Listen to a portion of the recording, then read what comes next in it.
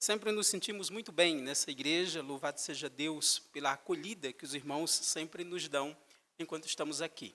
Que Deus os abençoe, que Deus os fortaleça, que Deus continue a derramar suas bênçãos sobre cada um que faz parte dessa comunidade. Mas agora, queridos irmãos, vamos abrir nossas Bíblias no livro de Hebreus, no capítulo de número 11. Livro de Hebreus, capítulo de número 11. Eu convido aos irmãos que, à medida que encontrarem esse texto, aqueles que podem, evidentemente, coloquem-se de pé em reverência à palavra de Deus. Livro de Hebreus, capítulo de número 11.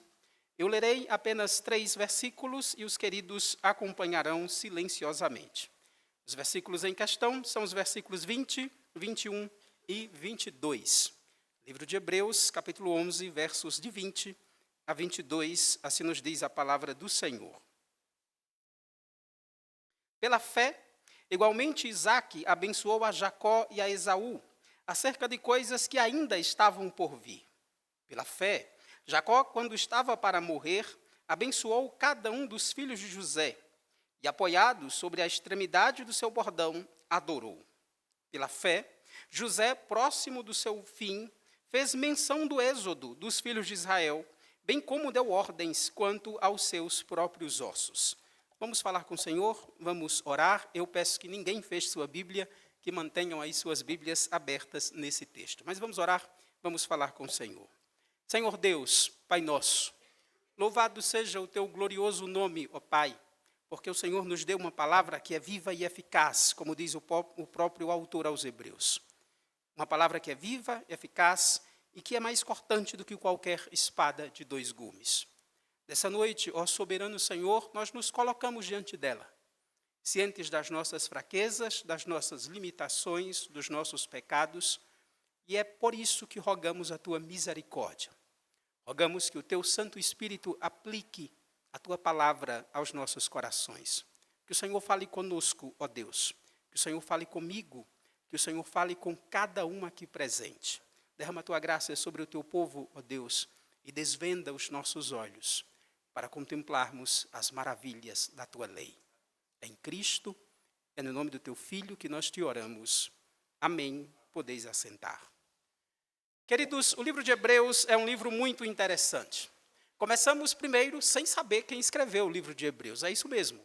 Nós não sabemos quem escreveu o livro de Hebreus, há muitas especulações sobre o seu autor, mas nós não estamos aqui para especular quem escreveu, mas sim para meditar naquilo que a Sagrada Escritura diz. Embora não possamos ter certeza de quem escreveu o livro de Hebreus, é claro para quem o livro de Hebreus foi escrito. O livro de Hebreus foi escrito para crentes judeus, para judeus que se converteram a Jesus Cristo. Eles abandonaram a fé do Velho Testamento, a fé dos seus pais, a sua tradição, para crer que Jesus era, sim, aquele Messias prometido pelas Escrituras do Velho Testamento. E por causa disso, eles foram perseguidos. Eles foram pressionados pelos seus próprios patrícios, por seus parentes, para abandonar Jesus Cristo e voltar à antiga religião do Velho Testamento. E alguns estavam pensando em fazer isso sim. Claramente, quando você lê o livro de Hebreus, você vai perceber que claramente muitos daqueles para quem a carta foi endereçada estavam pensando em abandonar a fé, estavam fracos na fé. É por isso que o autor aos Hebreus faz questão de mostrar como Jesus Cristo é maior e melhor do que todas as instituições da antiga aliança. Jesus é maior que Moisés, Jesus é maior que Josué, Jesus é capaz de dar um descanso maior do que o descanso dado pelo próprio Josué. Jesus é o rei prometido por Davi. Jesus é o sacerdote perfeito, maior do que o próprio Arão. E ele é capaz de realizar um sacrifício para o qual os sacrifícios do Velho Testamento apenas apontavam. É por isso que o autor aos Hebreus vai dizer que é por meio de Jesus Cristo que nós podemos entrar confiadamente diante do trono da graça, para recebermos consolo em ocasião oportuna. Por isso, o foco do autor aos Hebreus é dizer àqueles leitores, não façam isso, não abandonem Jesus Cristo, não voltem à antiga religião dos seus pais, porque ela não passava de sombras, de tipos que apontavam para Jesus Cristo. Mantenham sua fé em Cristo firme. Mas o que é fé mesmo? e como é que ela se manifesta.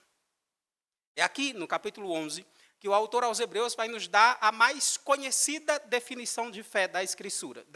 Está aí no verso 1 do seu capítulo. O que é fé? A fé é a certeza de coisas que se esperam e a convicção de fatos que se não veem. Ele vai dizer no verso 3 que é pela fé que nós também entendemos o mundo à nossa volta. Por quê? Porque pela fé entendemos que foi o mundo formado das coisas que não existiam. Mas como a fé se manifesta? Como é que ela é vista na prática? Como é que ela pode ser identificada? O autor aos Hebreus usa todo o resto do capítulo 11 para mostrar como a fé é identificada. Ele nos diria, olhe para Abel e veja que aqueles que têm fé, eles adoram a Deus e são odiados pelo mundo por causa disso. Ele diria, olhe para Enoque e perceba que aqueles que têm fé vivem em comunhão com Deus. A vida deles é uma caminhada com o Senhor nessa terra até que regressem aos céus, ao novo céus e à nova terra. Ele diria, olhe para Noé e veja que aqueles que têm fé em Deus usam seus dons, seus talentos e toda a obra da sua vida para a glória do nome de Deus e para o bem do seu povo. Ele diria, olhe para Abraão e aprenda que a fé verdadeira, ela confia em Deus, apesar de não conhecer todos os detalhes. A fé verdadeira, ela não volta atrás, ela não retrocede, ela se mantém firme. A fé verdadeira está disposta a oferecer como sacrifício aquilo que ela entende ser mais valioso. No caso de Abraão, seu filho Isaque, porque crê no poder de Deus para ressuscitar os mortos e crê na palavra de Deus. Então, o que o autor aos Hebreus nos ensina nos versos que lemos essa noite? Se você olhar com calma, você vai perceber que o autor aos Hebreus ele se foca em 3 personagens: Isaque, Jacó e José. Filho, o neto e o bisneto de Abraão. E o que ele vai nos ensinar? Ele vai mostrar como a fé se manifesta em tempos difíceis. Como a fé se manifesta em tempos de provação, de dificuldade. É por isso que hoje, queridos, exporemos esse texto à luz do seguinte tema. Ouçam só. A fé nos faz perseverar até o fim. Eu quero que vocês repitam comigo. A fé nos faz... Começou bom, irmão. Sabe quando você começa assim, aí faz assim no final? Ó. A fé nos faz perseverar e até o fim. Vamos lá. A fé nos faz... A fé nos faz perseverar até o fim. Se tem algo que de fato nos faz perseverar até o fim nos caminhos do Senhor, é a fé verdadeira. Agora, como vemos isso? Ele vai nos mostrar isso na vida desses 3 homens. Na vida de Isaque, de Jacó e de José. A vida de Isaque mostra que a fé nos faz entender que a vontade de Deus está acima dos nossos desejos e vontades. Eu quero que você olhe comigo o verso de número 20. Vamos ler juntos. Pela fé...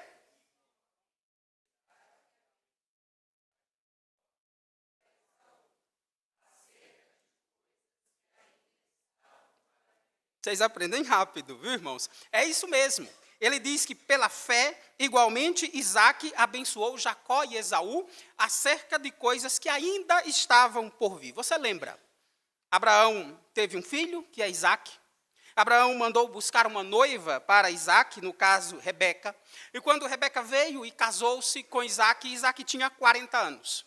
Mas Rebeca tinha o mesmo problema da sua sogra. Rebeca era estéril. Isaque, então, orou, ela engravidou de gêmeos, e quando os 2 meninos nasceram, Isaque já tinha 60 anos. Os meninos cresceram, o tempo passou. A Bíblia vai dizer que Isaque gostava mais de Esaú. Esaú cresceu, tornou-se um caçador, e Isaque, porque saboreava das suas caças, gostava mais de Esaú. Jacó, por outro lado, queridos, era meio mimado, viu? Ele ficava dentro de casa, debaixo da saia da mãe, e aparentemente cozinhava bem. A mãe é que gostava mais dele. O tempo passou, mais alguns anos, e então Isaque ficou velho, cego, doente, prostrado, e pensou que ia morrer. E quando pensou que ia morrer, ele decidiu abençoar seus irmãos. Abra sua Bíblia em Gênesis 27, rapidinho. Eu quero ler com você alguns poucos versículos desse capítulo. Gênesis 27.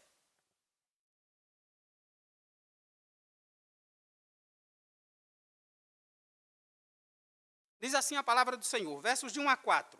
Tendo-se envelhecido Isaque, e já não podendo ver, porque os olhos se lhe fecharam, chamou a Esaú, seu filho mais velho, e lhe disse, meu filho. Respondeu ele, aqui estou. Disse-lhe o pai, estou velho, e não sei o dia da minha morte. Bem-vindo, Isaque. Ninguém sabe o dia da morte, mas vamos lá. Agora, pois, toma as tuas armas, a tua aljava, o teu arco, sai ao campo e apanha para mim uma caça. Faze-me uma comida saborosa, como eu aprecio, e traze-me, para que eu coma e te abençoe antes que morra. Você sabe o que aconteceu? Rebeca, ela era bem curiosa, queridos. Ela ficou por trás da porta, ouvindo toda a conversa. E quando Esaú saiu para caçar, Rebeca rapidamente chama o irmão mais novo, chama Jacó, e eles fazem um plano. Ela mata 2 cabritos, ela mesma cozinha os 2 cabritos, e ela veste Jacó com as roupas de Esaú, o irmão mais velho, e lá vai Jacó enganar um pai cego e prostrado sob uma cama. Um apêndice sobre Rebeca é que claramente ela devia cozinhar muito bem, porque Isaac não desconfiou da comida. A carne de cabrito ficou com gosto de carne de caça. E sim, pasme, Isaac foi enganado por seu filho. Isaac foi enganado, cego e prostrado sobre uma cama por seu filho mais novo. Mas Isaac bem sabia que deveria abençoar Jacó primeiro e só depois Esaú. Porque quando Rebeca estava grávida de gêmeos no ventre, preocupada com as disputas no seu próprio ventre, o Senhor disse que o mais velho seria servo do mais novo. Você sabe que isso deu uma confusão danada. Isaac foi odiado por seu irmão, precisou fugir para não morrer. Rebeca foi desprezada por seu marido e pelo irmão mais velho. E o resultado final é que Jacó precisou ir embora. Embora tenha recebido a bênção do seu pai, ele precisou deixar a terra da promessa para salvar a sua própria vida. Mas isso é assunto para outro dia.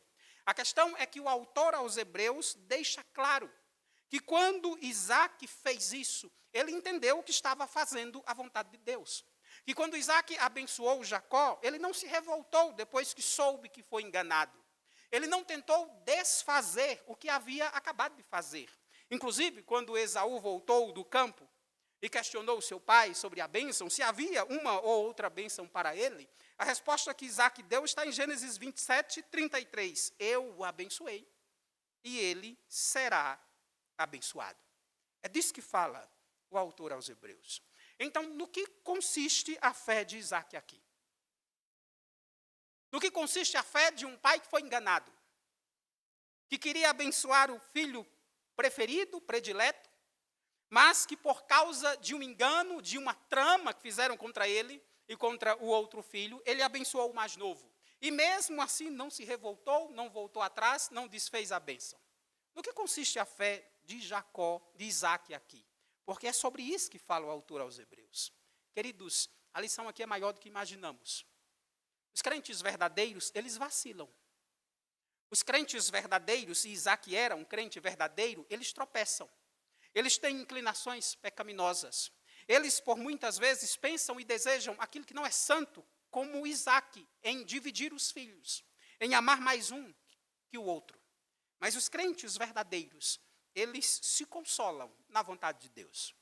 E eles confiam na providência de Deus. Olha o verso 20 do nosso texto, do texto de Hebreus, capítulo 11. Veja o que diz o autor aos Hebreus. Perceba como o autor aos Hebreus deixa isso claro.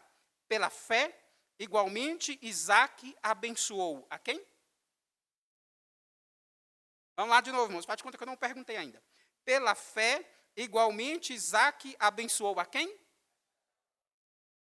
Não notou nada diferente? O autor aos Hebreus intencionalmente muda a ordem de primogenitura. Ele põe o nome de Jacó antes do nome de Esaú. Por quê? Porque, segundo os estudiosos, na concepção dele, quando Isaac disse lá em Gênesis 27, 33, eu o abençoei, e ele será abençoado, Jacó está satisfeito com a providência de Deus naquele caso. Jacó está satisfeito com o rumo que o Senhor deu àquela situação. Provavelmente, ele lembrou do que ouviu quando os meninos estavam na barriga da mãe, se matando lá. Ele lembrou que o Senhor havia dito, o mais velho será servo do mais novo. e ficou satisfeito no rumo que Deus deu àquela situação. Sim, é claro, ele não gostou de ser enganado. Nem muito menos foi correto o que Rebeca e Jacó fizeram. Eles sofreriam e de fato sofreram as consequências pelos seus pecados. Mas como José vai dizer no final do livro de Gênesis, queridos, Deus está no controle. E como diz José, ele é poderoso para transformar mal em bem. É nisso que se consolou Isaac.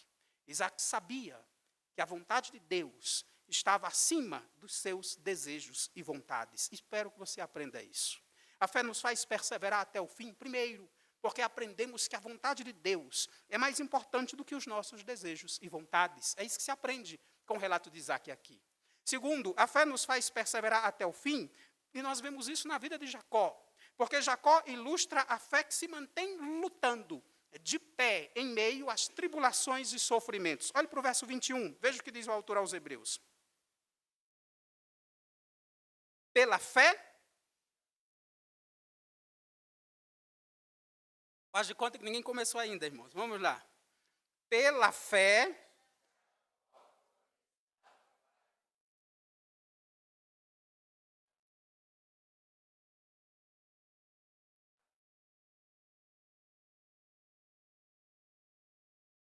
se você está na igreja há algum tempo, e muitos aqui estão, se você já leu a Bíblia, possivelmente até se você for um visitante da igreja, você sabe alguma coisa sobre Jacó. E uma das coisas que quase todos nós sabemos é que Jacó era um enganador. Era um traiçoeiro. Era alguém que se aproveitava de todas as situações para levar vantagem. Mas se tem algo sobre Jacó que nós muitas vezes ignoramos, queridos, é que Jacó é um lutador. Jacó passou a vida inteira lutando. A Bíblia diz que ele lutou no ventre da sua mãe com seu irmão. Só que ele claramente perdeu. Porque embora tenha nascido pegado no calcanhar do seu irmão, e daí vem seu nome, seu irmão nasceu primeiro. Mas se tem uma coisa que chama a atenção aqui nesse texto do livro de Hebreus, é que Jacó é uma figura conhecida das Escrituras. A história de Jacó está muito bem relatada no livro de Gênesis. Mas o autor aos Hebreus, embora pudesse escolher várias ocasiões para falar da fé de Jacó, ele escolheu o final da vida. Ele escolheu falar de Jacó quando Jacó está bem velhinho, quase cego, como seu pai no passado, e sem forças para se manter de pé. Sem forças para ficar de pé, se não fosse com a ajuda do seu bordão. A pergunta é, por que o autor aos Hebreus preferiu esse momento para tratar da fé de Jacó? Por que não outros incidentes? Por que não, por exemplo, o momento quando Jacó fugiu de Esaú, chegou em um lugar que ele não conhecia, na cidade de Luz, dormiu e sonhou com a escada onde os anjos subiam e desciam? Por que ele não usou esse incidente? Ou por que ele não usou o incidente quando Jacó voltava e na travessia das vals do rio Zadok, encontrou-se com um anjo, lutou com ele e teve seu nome mudado? Porque ele escolheu o final da vida de Jacó. Por que você escolhe, queridos, falar de um lutador quando ele aparentemente não tem mais força para lutar? E aqui eu preciso fazer uma ilustração, acredito que facilitará um pouco. Porque Jacó é uma espécie de Rocky Balboa da fé. Os mais antigos vão se lembrar.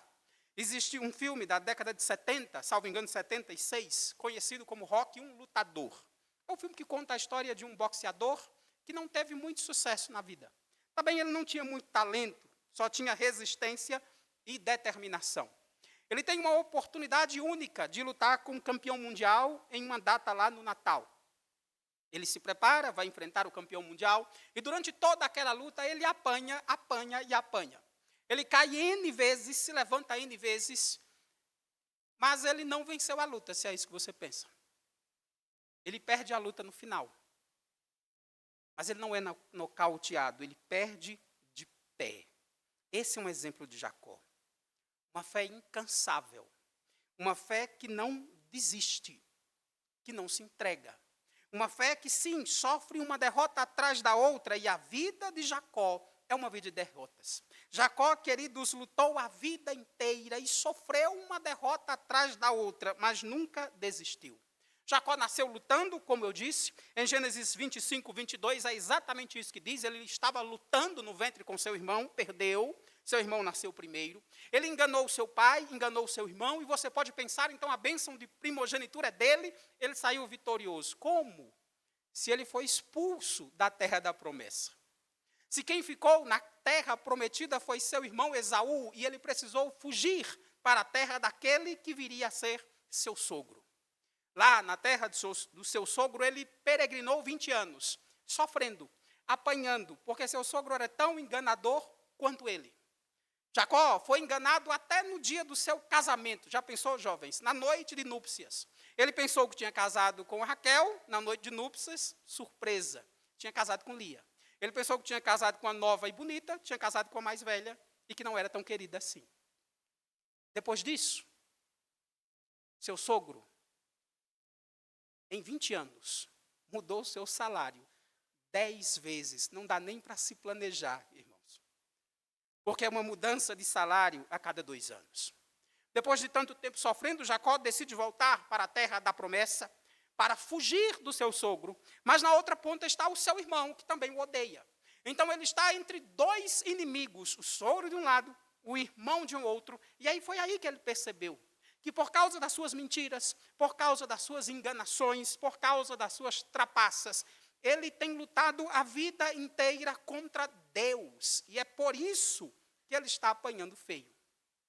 E ali nas vals do Zadok, ferido, humilhado, derrotado, Jacó é salvo. Jacó tem sua vida mudada.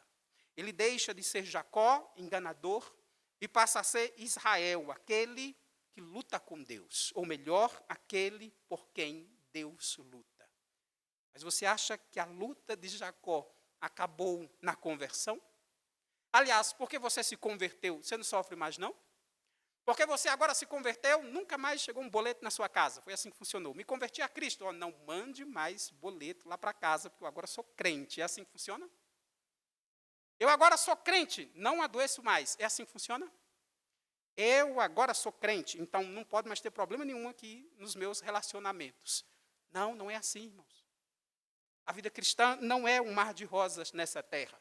E depois de convertido, Jacó começou a sofrer as consequências dos seus pecados. Seu filho mais velho, Rubem, dormiu com suas concubinas. Sua única filha mulher, Diná, foi estuprada. 2 dos seus filhos, Simão e Levi, para vingar a irmã estuprada, fizeram uma chacina. Mataram uma cidade inteira e eles precisaram fugir de novo. E aí depois, quando Jacó pensou que estava tudo tranquilo, que não tinha mais como a vida dele piorar, que não tinha mais problema para acontecer, assim como enganou o seu pai, com peles de animal se passando por seu irmão, agora ele é enganado por seus filhos, que venderam um irmão e disseram que o seu filho tinha sido devorado por feras. Depois de encontrar seu filho, de descer ao Egito, de estar longe da terra da promessa, Jacó tem 147 anos e está pronto para morrer. É sobre isso que fala o autor aos Hebreus. O autor aos Hebreus fala sobre o que está em Gênesis 48 e 49. Eu peço que você dê um passo a Gênesis 48. Vamos ver do que o autor aos Hebreus está falando.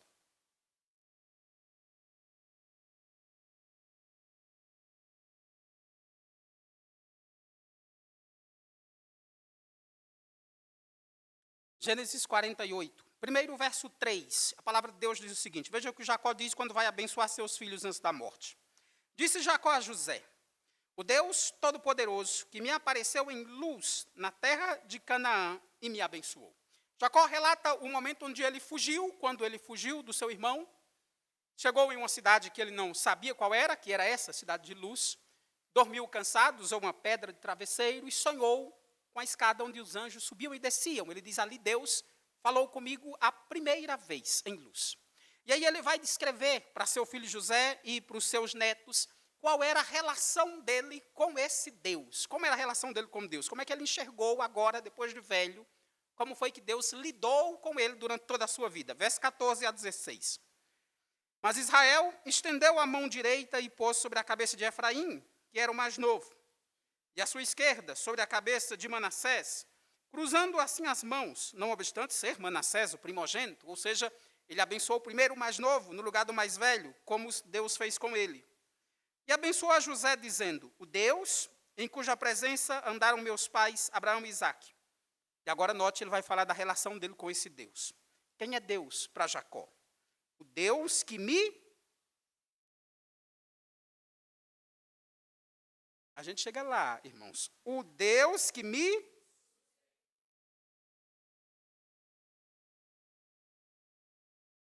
O anjo...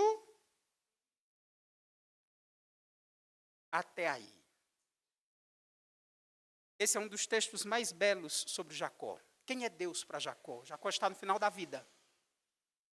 Jacó olha para o seu passado, olha tudo que passou e Jacó não está amargurado, não está revoltado.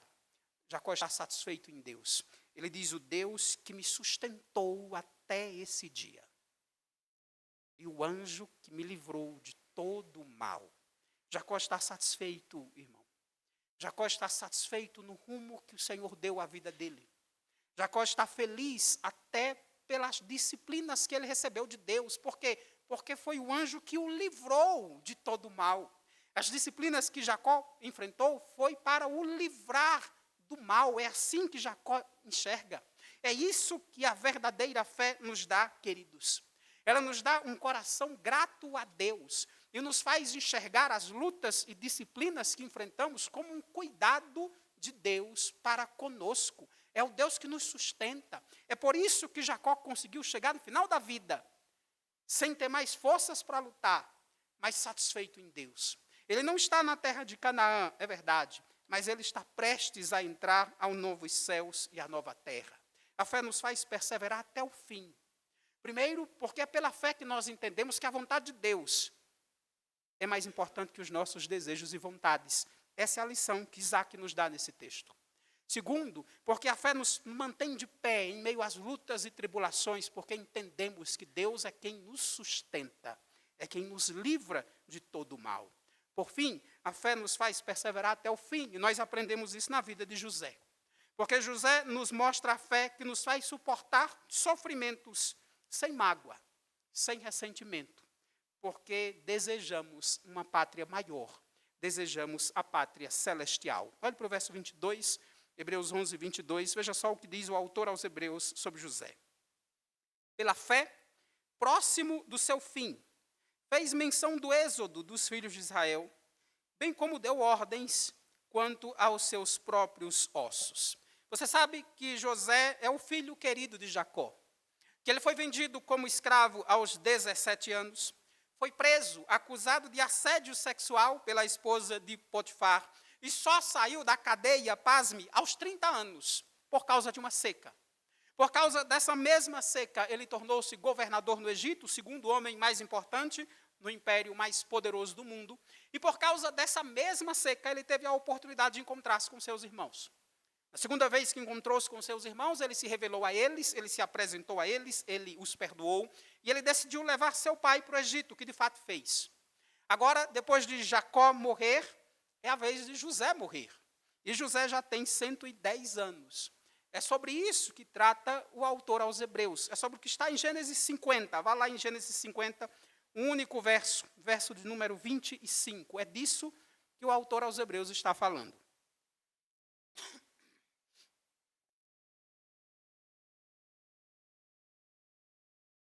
Olha só o que diz a Escritura. José, Gênesis 50, 25, fez jurar os filhos de Israel, dizendo: certamente Deus vos visitará, e fareis transportar os meus ossos daqui. Então, no que consiste a fé de José? Pelo menos em duas coisas. José cria que Deus cumpre suas promessas, e que o seu povo voltaria à terra prometida. Queridos, não importa quanto sucesso podemos ter nessa terra. É isso que eu e você temos que entender.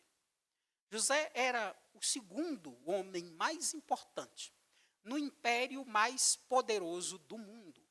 José tinha tudo que o mundo da época poderia oferecer. Riquezas, terras, cavalos, comidas, dinheiro. Tudo o que o mundo da época podia oferecer estava à disposição de José. Mas o que José queria mesmo? José queria voltar à terra da promessa, mesmo que fosse dentro de um caixão, irmão. José queria voltar à terra prometida por Deus, ainda que fosse morto. A fé verdadeira é assim. Ela não nos deixa nos iludir com o poder, com as riquezas, com os tesouros desse mundo. José não se iludiu com os prazeres, com o sucesso, com o status que ele tinha no Egito, não.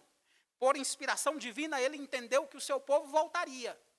E ele exortou os seus a levarem os seus ossos de volta para a terra prometida. E quando o êxodo aconteceu, Êxodo 13, verso 19, diz que Moisés fez exatamente isso. Diz que Moisés levou consigo os ossos de José. Então, no que José cria? Primeiro, Deus cumpre suas promessas. Eles voltariam à terra prometida. Segundo, José cria na ressurreição. Por que ele queria levar seus ossos para a terra de Canaã? Se ele não pudesse ver Canaã mais em vida, ele o veria na vida por vir. Ele o veria quando ressuscitasse com um corpo glorificado. É por isso que a fé nos faz perseverar até o fim. Porque a fé nos faz entender, queridos, que os tesouros eternos são mais valiosos do que os prazeres transitórios do pecado. A fé nos faz entender que aquilo que o Senhor tem prometido para nós está acima de tudo que possamos alcançar pelo nosso esforço nessa terra. É por isso que, ao invés de ódio, de mágoa, de ressentimento, José perdoou, sustentou os seus irmãos e queria voltar à terra da promessa. A fé nos faz perseverar até o fim. Grave isso. Primeiro, porque a fé nos faz entender que a vontade de Deus está acima dos nossos desejos e vontades. Segundo, porque a fé nos mantém lutando, firmes, porque cremos que o Senhor cuida de nós e Ele nos livra de todo o mal. Terceiro, porque a fé nos faz entender que os tesouros dos céus são mais importantes do que as riquezas dessa terra. Que outras aplicações podemos trazer para as nossas vidas? Poucas e breves. Primeiro, eu quero trazer uma aplicação para os pais e mães aqui presentes. E por quê? Porque é o final da vida desses três personagens que o autor aos Hebreus cita. Ele cita Isaac, Jacó e José no final da vida. Mas como é que nós os encontramos? Abençoando seus filhos, exortando seus filhos, dando instruções a seus filhos. Ensinando a eles que devem andar nos caminhos do Senhor. Ensinando a eles o que eles devem fazer e como devem viver. Se você tiver curiosidade, queridos, leia em casa Gênesis 48 e 49. E você vai perceber que as bênçãos ali dadas por Jacó aos seus filhos, para 3 filhos, pelo menos, para Rúben, que foi quem dormiu com uma de suas concubinas, para Simeão e Levi, que foram responsáveis por uma chacina, há um misto de bênçãos e disciplina. Ou seja, Jacó está no leito de morte, com filhos adultos, maduros, casados, corrigindo eles pelos seus pecados. O trabalho de evangelização para com seus filhos, ele nunca acaba. Se eles forem crianças, então ore com eles. Leia a Bíblia com eles. Traga eles para a igreja. Ensine as consequências do pecado. Se forem adultos, ore por eles. Evangelize eles, porque enquanto há vida, querido, há esperança. Nunca desista da conversão dos seus filhos. Essa é a primeira aplicação. O sábio diz, ensina a criança no caminho que deve andar, e ainda quando for velho, não se desviará dele. Pois é, Jacó está no leito de morte, ensinando filhos adultos, casados, o caminho que eles devem andar. E que eles não devem se desviar do Senhor. Devemos fazer o mesmo. Outra aplicação que quero trazer é que quero que você medite um pouco no que Isaac, Jacó e José têm em comum. E não vale dizer que eles são família, porque sabemos disso. Além de ser pai, filho e neto, o que esses 3 homens têm em comum? O que Isaac, Jacó e José têm em comum, queridos? Sabe o que eles têm em comum? Eles são homens comuns. São homens comuns. São pessoas pecadoras como eu e você. Pense em Isaac, por exemplo. Isaac, assim como seu pai Abraão, mentiu sobre sua esposa. Em determinada situação, ele disse que Rebeca era sua irmã. E essa é uma mentira maior que a do pai, porque Abraão e Sara eram irmãos em parte. Mas Isaac e Rebeca não são irmãos de jeito nenhum. E ele disse isso. Isaac também, queridos, era um homem que tinha problemas no casamento. Quando você vê o relato da vida de Isaac, uma coisa chama a atenção. Sua família é dividida. Ele ama um filho e a mãe ama o outro filho. A família está dividida no meio. Aliás, se você prestar atenção, o plano para enganá-lo, cego e prostrado sob uma cama, partiu da sua esposa. É um homem que tem problema no casamento. Isaac também é um homem injusto. Veja, ele está no leito de morte. Na cabeça dele, embora ele tenha vivido muito mais, viu, irmãos? Ele estava certo que ia morrer. Ele tem quantos filhos? 2. Ele vai abençoar quantos na cabeça dele? 1. Quer injustiça maior que essa? Tratar o filho menor com desprezo? Era um homem injusto. E era um homem que tinha lá seus problemas de saúde. A Bíblia o apresenta cego e doente sob uma cama. Ou seja, era um homem comum, com problemas comuns, com pecados comuns, com doenças comuns, como todos nós temos. Mas era um homem que no final da sua vida estava satisfeito no rumo que o Senhor tinha dado àquela situação. Porque ele entendeu que a vontade de Deus é mais importante que seus desejos e vontades. Quando o plano da bênção não foi aquilo que ele queria, ele não se revoltou.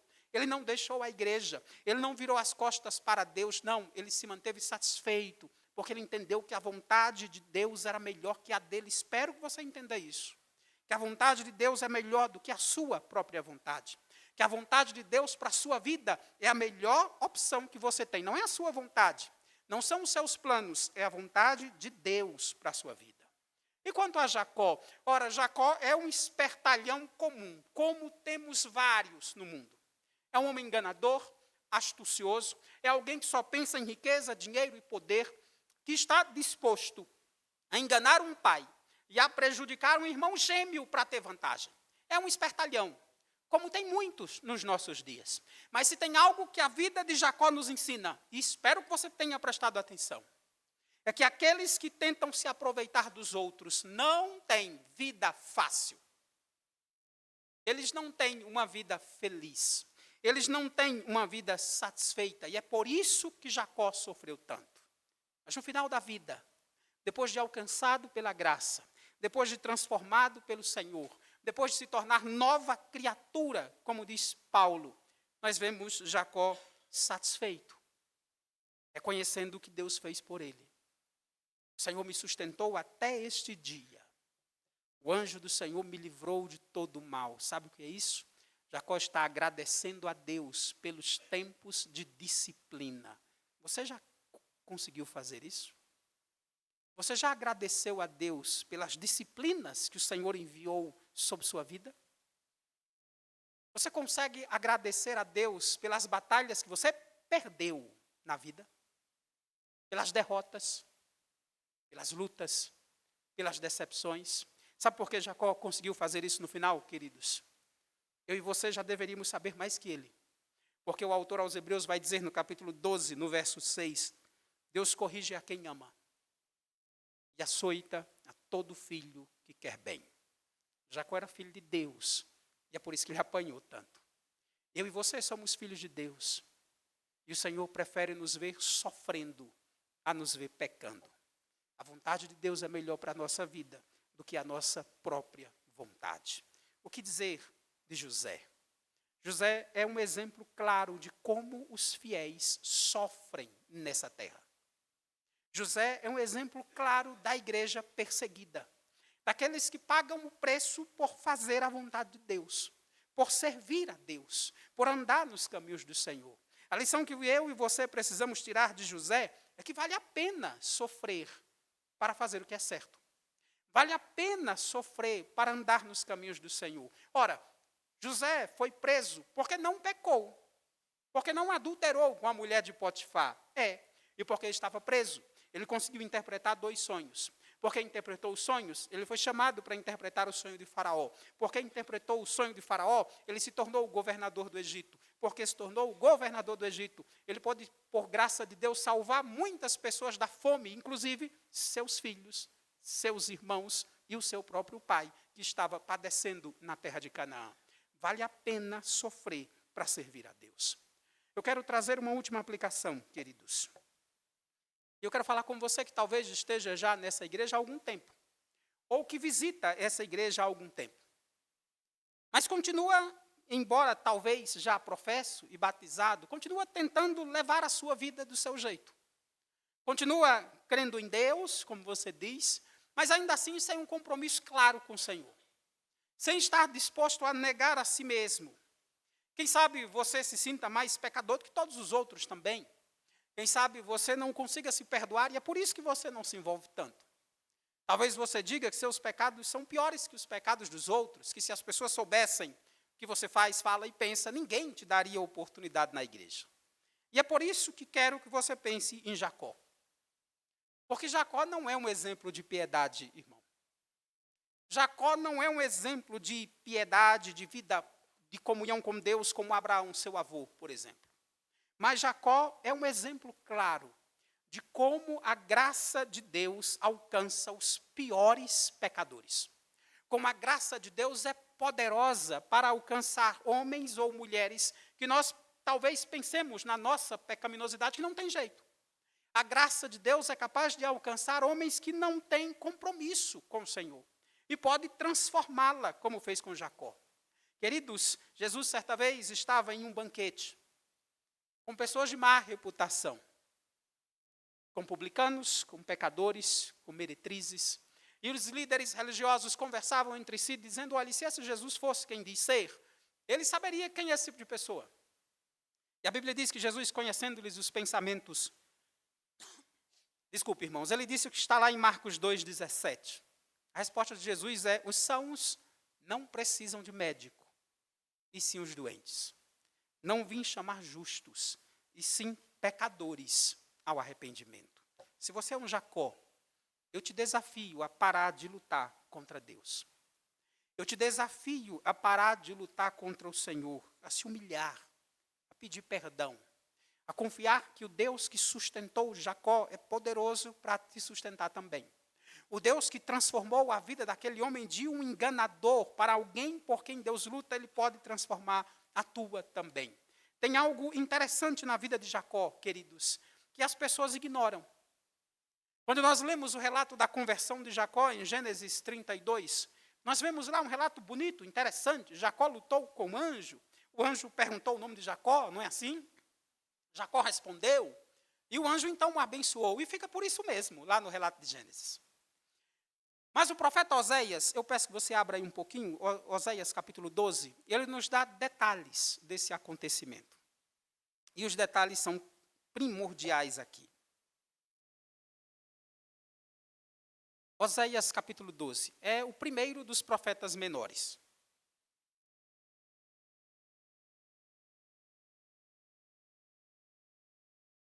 Depois do livro de Daniel, Oséias 12. Versos 3 e 4. Veja o que diz o profeta. No ventre, pegou no calcanhar de seu irmão. Você já sabe de quem está falando. No vigor da sua idade, lutou com Deus. Lutou com o anjo e prevaleceu. Pergunto, como é que alguém luta com Deus e vence?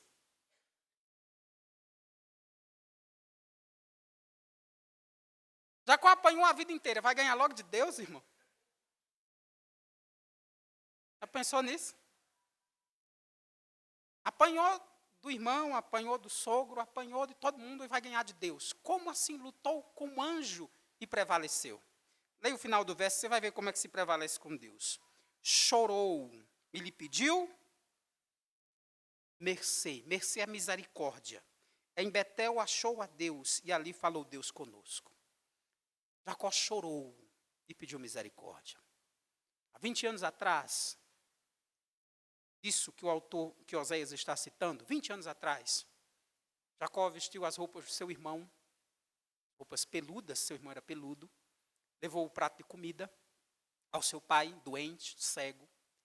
O pai perguntou quem é. E aí Jacó disse, sou Esaú, teu filho.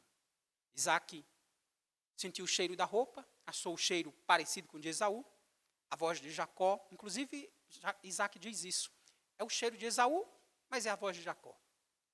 E ali Jacó enganou um pai prostrado sob uma cama. Quem és tu, meu filho? Jacó respondeu, eu sou Esaú, teu filho. Irmãos, nós podemos enganar o nosso cônjuge. Nós podemos enganar os nossos filhos. Nós podemos enganar os nossos pais, viu, jovens? Cuidado com isso. Nós podemos enganar o pastor da igreja, os presbíteros, viu, presbíteros? É possível enganar os presbíteros. Mas não dá para enganar a Deus. Aquele dia, voltando para atravessar o rio, de madrugadinha cedinho, o anjo ficou diante de Jacó. Só houve um toque. O anjo tocou na articulação da coxa, Jacó ficou aleijado. Jacó disse, me dê uma bênção. O anjo disse, qual é o seu nome? E aí a Bíblia diz que Jacó chorou e pediu misericórdia. Porque Jacó entendeu que passou 20 anos atrás. E aí ele disse, eu sou Jacó. Isso não é, queridos, não é mostrar a identidade, é a confissão de um crime. Ele disse, eu sou um enganador, um mentiroso. Foi aí que ele prevaleceu contra Deus. Chorou, pediu misericórdia e o Senhor mudou o nome dele. Não, você não é mais esse homem não. Porque quem está em Cristo, como Paulo diz, é nova criatura. Agora você é Israel. É aquele que luta com Deus, ou em algumas traduções, aquele por quem Deus luta. Ou seja, você não vai perder mais não, porque você lutava contra mim, agora eu luto por você. Espero que você lute assim também. Lute contra os teus pecados. Lute a vida inteira. Lute em lágrimas diante de Deus, para que você também encontre em Deus essa fé que te mantém de pé. Você encontre o Deus que é poderoso para transformar vidas. É por isso que eu te peço que lembre-se também de José. José tinha todos os motivos do mundo, irmãos, para ser uma pessoa amargurada, revoltada. E na hora que teve a chance, tinha todos os motivos humanos para se vingar dos seus irmãos. Ah, agora vocês me pagam. Vocês vão ficar presos aqui. Mas não. Jacó foi vendido, Jacó foi preso injustamente, Jacó foi condenado, aliás, José condenado porque não pecou, mas ele não se vingou dos seus irmãos e não abandonou a sua fé. José nos lembra o maior de todos os Josés, que é Jesus Cristo. Jesus Cristo foi odiado pelo seu próprio povo. A Bíblia diz que ele veio para os que eram seus e os seus não o receberam. Jesus foi vendido também, não por um irmão, mas por um amigo íntimo, por 30 moedas de prata. Jesus também foi condenado injustamente, não acusado de assédio sexual, mas de blasfêmia contra Deus e de inimigo do império. Jesus foi condenado injustamente porque os líderes religiosos que deveriam reverenciá-lo tinham inveja dele. E o governador romano que deveria julgá-lo foi covarde, porque mesmo sabendo que ele era inocente, decidiu condená-lo à cruz para agradar uma multidão ensandecida. Jesus não foi dado como morto por seu pai, que nada. Jesus morreu mesmo na mão do seu pai, na cruz do Calvário, porque o pecado, nosso pecado, estava sobre ele. Mas quando Jesus saiu da sua prisão, e ele saiu da sua prisão, ele saiu do túmulo ao terceiro dia, ele não nos dá recomendações sobre como devemos levar os seus ossos para a terra da promessa. Não, não é isso não. Ele é que promete levar o nosso corpo vivo para os novos céus e para a nova terra. É nesse Cristo, queridos, que nós cremos. É nesse Cristo que nós depositamos a nossa confiança. E é por esse Cristo que a nossa fé se mantém firme até o final. É por esse Cristo que nós entendemos que a vontade de Deus está acima dos nossos desejos e vontades, e é por isso que nós devemos negar a nós mesmos, tomar a sua cruz e segui-lo. É por esse Cristo que nós sabemos que somos sustentados todos os dias, porque Ele é o pão da vida. É por esse Cristo que nós somos livres de todo o mal, porque Ele é o nosso advogado fiel. E é por esse Cristo que nós esperamos no seu retorno. É por esse Cristo, que é o nosso maior tesouro, que nós sabemos que a glória dos céus é melhor do que os tesouros dessa terra. Espero que você coloque sua fé nesse Cristo. É que assim como os leitores dessa carta não deviam abandonar a esse Cristo, você também não abandone. Você coloque seu coração em Cristo Jesus, sua fé em Cristo Jesus, porque é a graça de Deus que nos mantém de pé até o final dos nossos dias. Vamos orar, vamos falar com o Senhor. Senhor Deus e Pai nosso, Senhor, como bem diz a Tua palavra, ó Deus, nós somos salvos pela graça. Isso não vem de nós, é dom de Deus. Obrigado, ó Pai, porque o Senhor, no tempo oportuno, agiu na nossa vida. Transformou o nosso coração, nos tirou do lamaçal do pecado para que deixássemos de ser Jacó e pudéssemos viver como servos humildes do Senhor, que se alegram na Tua graça e na Tua misericórdia. Te peço em especial, ó Deus, por aqueles que talvez estejam aqui essa noite e ainda não têm essa fé, a fé verdadeira, a fé no Cristo que venceu. Eu te rogo que por obra do Teu Santo Espírito, o Senhor os convença do pecado, da justiça e do juízo. E que o Senhor aplique a Tua santa palavra aos seus corações, para que creiam em Cristo e também sejam salvos. Porque, como diz o salmista, a Tua graça, ó Pai, é melhor do que a vida. E os nossos lábios te louvam. Em Cristo, é no nome do Teu Filho que nós te oramos. Amém.